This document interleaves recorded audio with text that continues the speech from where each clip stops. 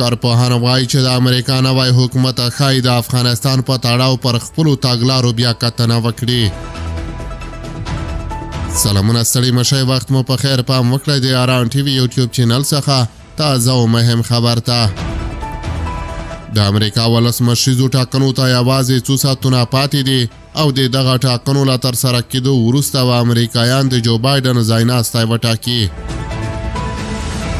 په دغو ټاکنو کې د جمهوریت غوښتونکو ګوند نماینده ډونالډ ټرمپ او د ډیموکرات ګوند نماینده کاملا هیریس د امریکا د ولسمشرۍ څوکۍ لپاره سیالي کوي.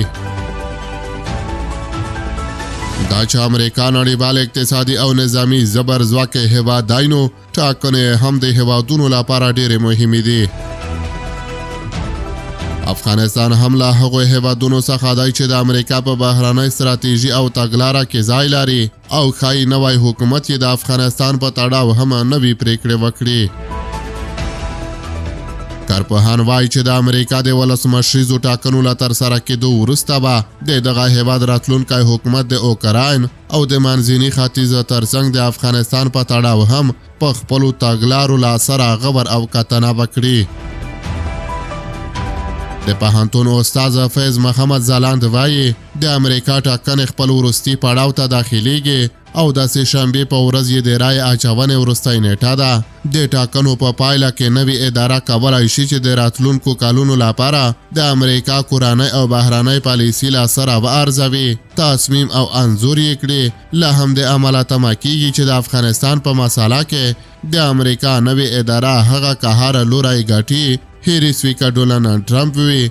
دوی به دې ته لیوالتیا ولري چې د افغانستان په تړاو پر خپله تګلاره له سره کتنه وکړي. خو ځینې نور بیا په دې اند دي چې د امریکا لپاره افغانستان مهم دی او لکه څه ډول چې اوس د افغانستان په قضیو کې لاس او دلچسپي لري، له ټاکنو وروسته به هم همدغه ستراتیژي تعقیب کړي او ښایي خاص بدلون پکې رانشي. د دوی په اند د امریکا بهرنۍ ستراتیژي د یو سیستم له مخې وړاندیزي او د ټاکنو له لارې د افرادو په بدلون سره به پکې بدلون نه راځي.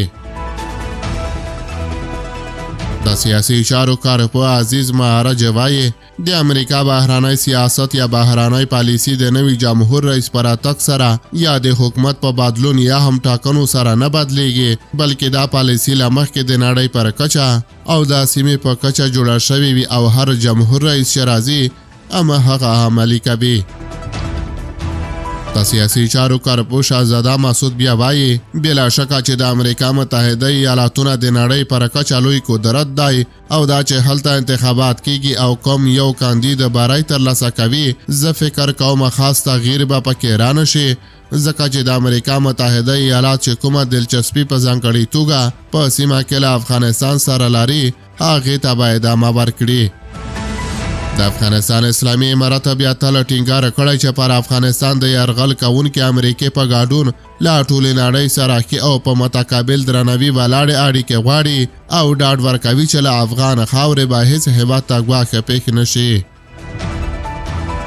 موده وړاندې د امریکا ولسمشریزو ټاکنو نماینده ډونالډ ټرمپ په خپلې یوې ټاکنیزې غونډې کې د هغو ټولو لوړپوړو نظامي امریکایي چارواکو له دندې لرې کولو خبرداری ورکړ چې د ټرمپ په خبره له افغانستان نه د امریکایي ځواکونو د ایستلو پریکړه کې لاس درلود. ټرمپ هر وخت له افغانستان نه د امریکا وتلو په مسله کې د جو بایډن پر ادارې توندې نیوکې کړې او دغه پریکړه د امریکا په تاریخ کې شرموونکې پیښه بللې.